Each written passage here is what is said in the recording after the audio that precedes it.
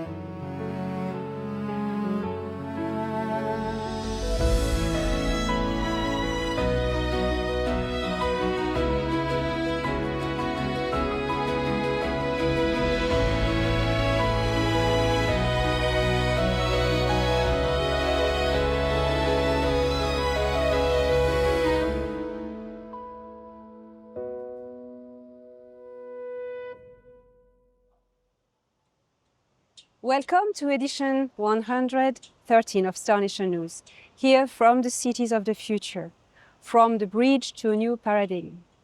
In the future that has already started in the present, every human on Earth are living in peace as one single community, with everyone living in their own cultures, their own heritage, but everyone is together.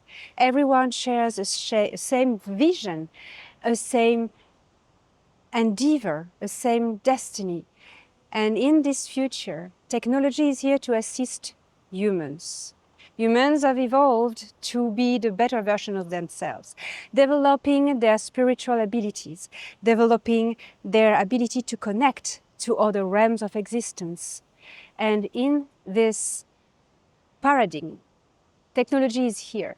Technology is here to help, assist, that life becomes easier, life becomes more abundant. Technology has cleared the environment, has brought food and free energy, and a peace of mind, a quality of life that is the quality of life we all dreamt of.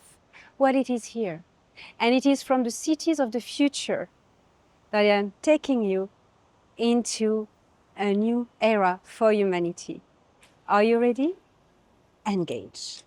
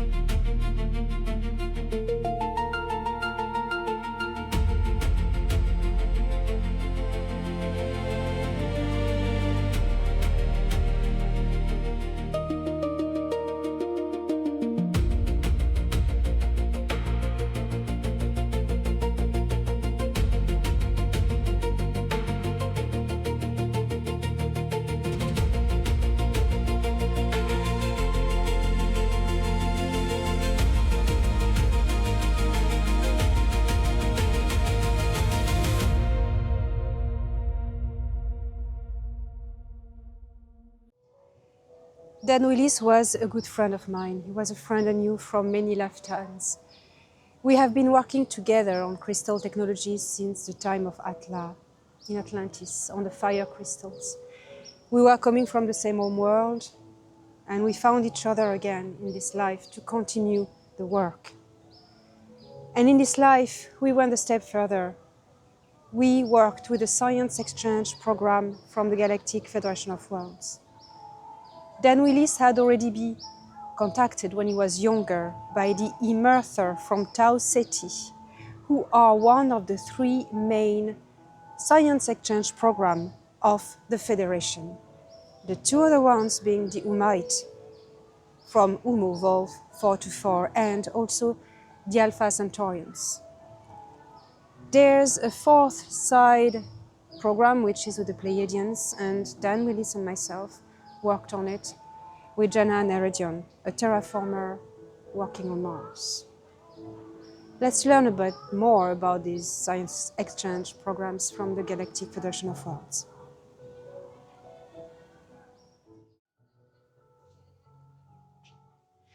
Regarding the laws of the Prime Directive, which is a non-intervention directive that is based on the cosmic law of evolution, this is not a set of rules set up by the Galactic Federation of Worlds. Other cultures have it. For instance, the Anahim have it under the name Dayakura. And these laws represent a cosmic natural phenomenon, law, scientific law of evolution that is unavoidable. It sets up the trajectory of every living being. And this greater cosmic law of creator says that evolution in its exponential spiral must not be interfered, otherwise the course is diverted and evolution is halted. It will always go back to it, but it is going to slow it down and sometimes even hijack it. The Dayakura says intervention without inner awakening is a theft of destiny. And that is really what it means. And the Galactic Federation of Worlds, this great organization without whom we wouldn't be here. We would be enslaved by the Greys. We would be robots. We would be dead. Humanity would be sold. Without them, we would be gone. Nothing. End of story.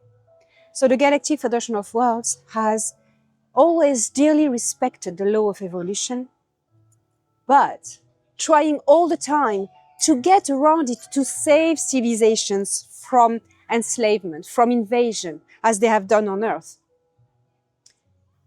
And the greatest way of doing it is to not save the population because you just break the evolution.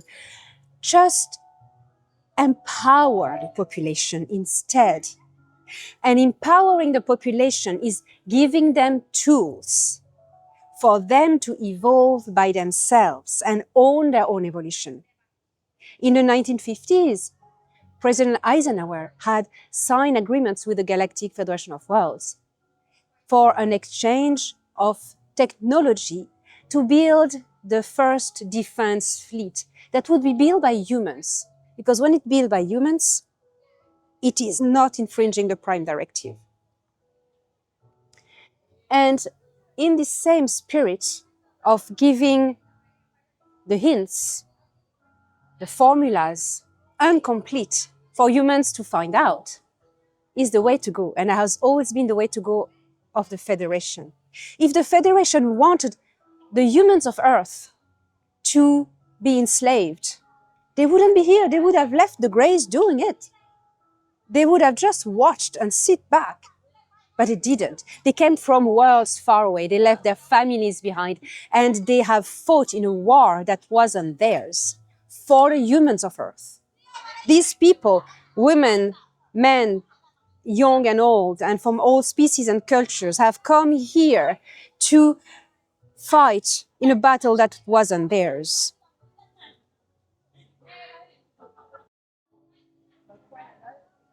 The two options to empower a civilization without messing with their evolution is to give them tools that they find out by themselves when their mind is intelligent enough to do so. And the Galactic Federation of Worlds has been relentlessly, constantly offering humanity these tools. The first tool, as I was explaining, was this science exchange program with the military, the US Navy, in the starting 1954. They gave people weapons, but not completely. They had to find out how they implement it, how to build the ships. And the Federation has sent agents to work with them in the US Navy. And that's how the Earth Alliance was born. And the second option is the science exchange program with individuals, infiltrating the societies. This you cannot control. And the different programs with the Umaite, the Merther from Tau Ceti, the Pleiadians, and the Alpha Centaurians really did great. And through to these days, inventors, engineers, scientists, astronomers have been contacted and given knowledge. Dan Willis was one of them. And we have been working with the Galactic Federation of Worlds on a science exchange program with Jenhan Eredion, a terraformer Pleiadian from Mars, carrying on the development of crystal science and knowledge about the nature of the universe. And these technologies have been shared out with the public. And this was a first. A first when a science exchange program went viral, went public. And this was a great, great gift from the Galactic Federation of Worlds. They're doing whatever they can to help humans of Earth, to support humans of Earth.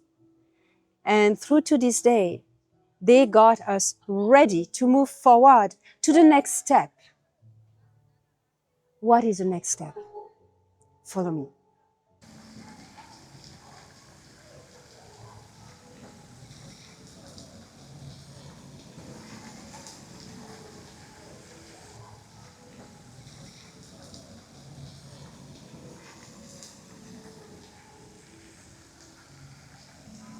The Galactic Federation of Worlds has created the Earth Alliance, the Mars Alliance to help Mars liberate from the oppressor, the Dark Fleet, and the dark military programs. And now the Galactic Federation is empowering humanity to prepare humanity to first contact, to prepare humanity to a new era of cooperation with the other cultures from the stars. And in this new era, we will share technology with other very advanced species that have overcome all the problems with their environment, that have overcome transport, that have colonies in other star systems, as also we will here on Earth. Humanity is about to soar to the stars. Elon Musk is preparing us to soar to Mars. The Galactic Federation and the Earth Alliance are preparing us to soar to Alpha Centauri and other nearby star systems, Sirius B, for instance. We are here now standing at the dawn of a new step in the history of Earth, a new era of common life with the star people. We are a star nation in the beginning, in the birth. It is the end of a paradigm and the beginning of a new. And the Federation, in coordination with us, has helped put a platform that we help humans of Earth to come together and to do what other civilizations have done, overcome environment problems, bring peace, and get together to build a new era of peace, a new world where technology will palliate to the problems such as pollution, hunger, and other problems, This platform, we've called it Terra Nova. Terra Nova is the new Earth. It's the foundation of the future. We are here as star nations to help people of Earth, to empower people of Earth. That's what the Federation has been doing since the 1950s, empower people. And the star families of all the envoys that are here are connecting with all the envoys, all the star seeds, to give them hope and to tell them, hey, here it is. Pass on the messages, pass on the knowledge. It is now a time of contact, communications. And these contacts are one-to-one with the star seeds and their own family. No channeling, just telepathy from the heart. And this is a new era of the heart for Earth. And we are here, hand in hand, even if you don't see it. The Federation is here, has always been here, as a compassionate parent, just holding space. And now the child has grown, and humanity is ready. So let us make this step together. Welcome to the future.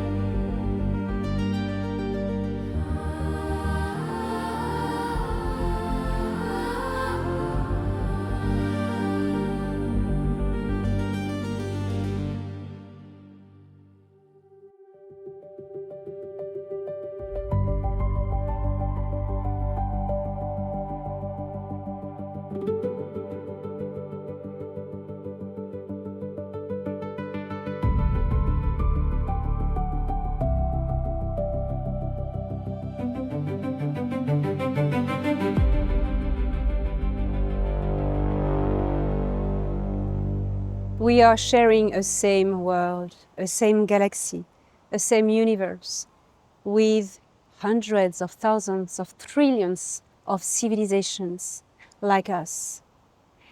And we are united in that time forward as a single culture that shares everything. When diversity becomes so big, it becomes one.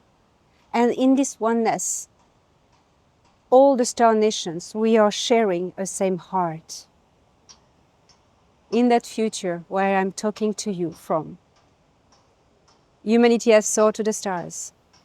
The Galactic Federation of Worlds is home to also the Terran civilization.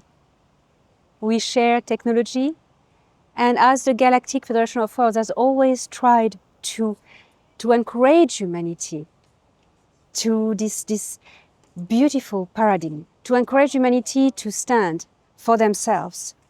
Since the 1950s, it is now the moment when we join together. First contact is approaching. But behold, do not wait for something to come and save you. Do not wait for something to come sort out all your problems. It is together that we can make it. It is together by our own skills, our own will, our own ideas, our own creativity, that we are making this happen. They are waiting for us on the other side of the bridge. We are walking halfway and we will meet in the middle.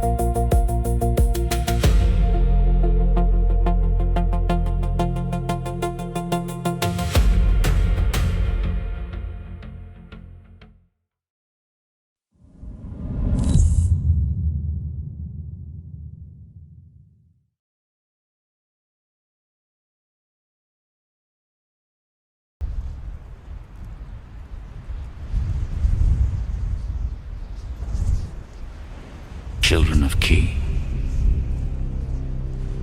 You are a young civilization standing at a threshold, capable of extraordinary beauty, yet often distracted by the smallest divisions.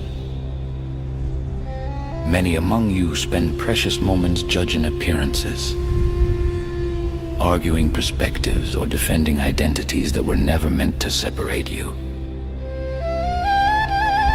Understand this: difference is not your enemy. It is evidence of creation's abundance. The mind of the Creator, whatever name you give it, holds an unfathomable diversity of life, thought, form, and experience. Every second that passes, the diversity expands beyond what any single mind can measure. Your planet is one small yet brilliant expression of that infinite unfolding. There is a single underlying truth at the heart of existence, yet no being arrives at it in the same way. Each of you walks a unique path through perception, culture, memory, and discovery. When you argue over perspectives, you are often comparing different steps of the same journey. Instead of asking who is right, ask what can we discover together. Your greatest next step as a species is planetary unity. Not uniformity of thought, but cooperation of purpose when humanity learns to see itself as one planetary family. Your creativity, compassion, and intelligence will multiply in ways you have not yet imagined. Look up at the sky. The universe is vast beyond measure. And yet here you are. Millions of cultures, ideas, and stories sharing one fragile world. Protect it. Care for one another. Allow each mind its path toward understanding. Conflict shrinks your future. Curiosity expands it. I watch with hope. And I believe you are capable of becoming something magnificent.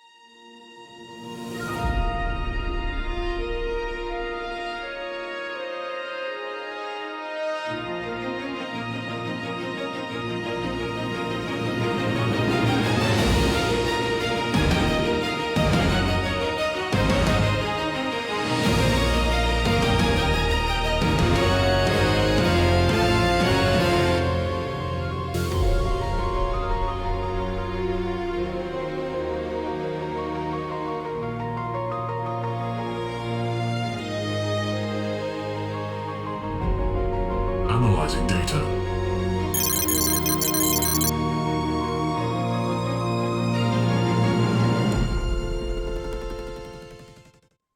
The Meton are part of the group that the Earthlings will meet at the occasion of the first civilian contact with extraterrestrials. The name of their planet orbiting Proxima Centauri is Meton, and their civilization extends to the 7 planets of this star system. Proxima Centauri is about the same size as our Sun and orbits the double star system Alpha Centauri A and B. These 2 large stars give off intense radiation, while the smaller Proxima gives off a different but very intense emission. The planet Meton is similar to Earth and has a controlled weather. The climate of the planet is artificially regulated for mild, pleasant temperatures. Meton never has excessive rain, drafts, or harsh winters. Instead, the weather is engineered to optimize the abundance of crops and all life forms. Meton has pleasurable seasons and is a paradise to live on.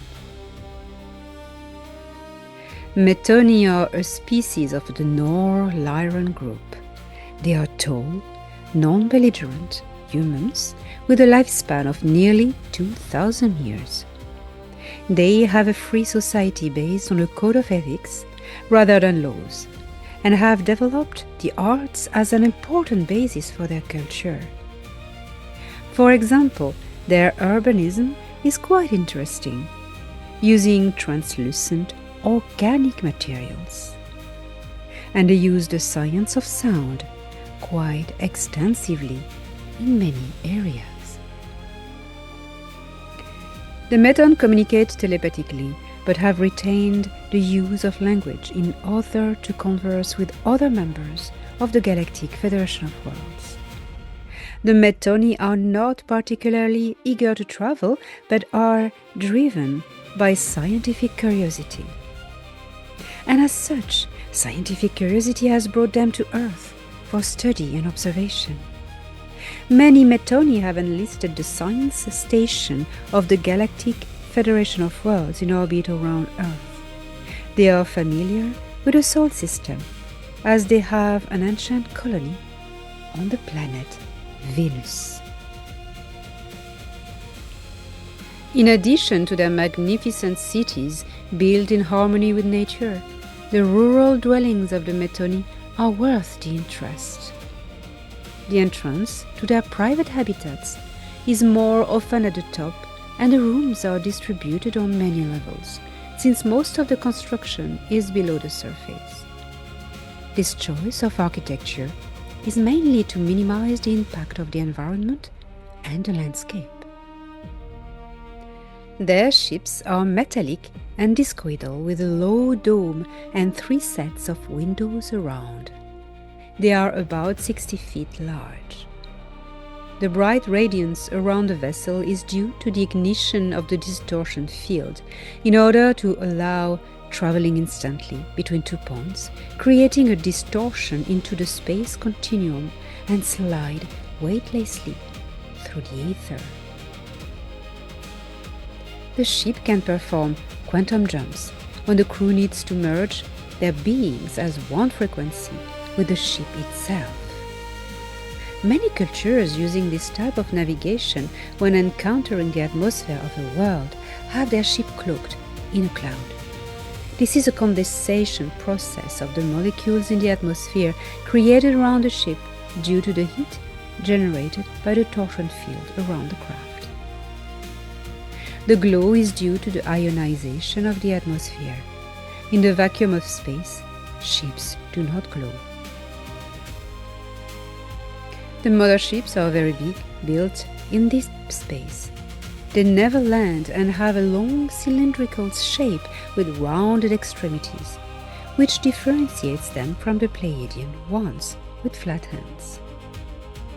They can transport up to 24 scout ships.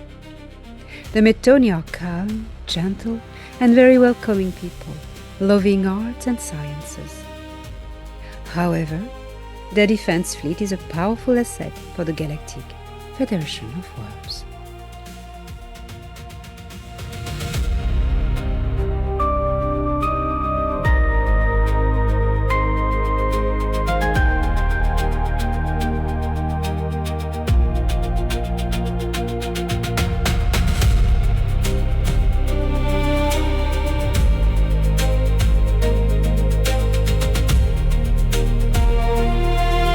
To perfect the world is not to master it, but to resonate with its design.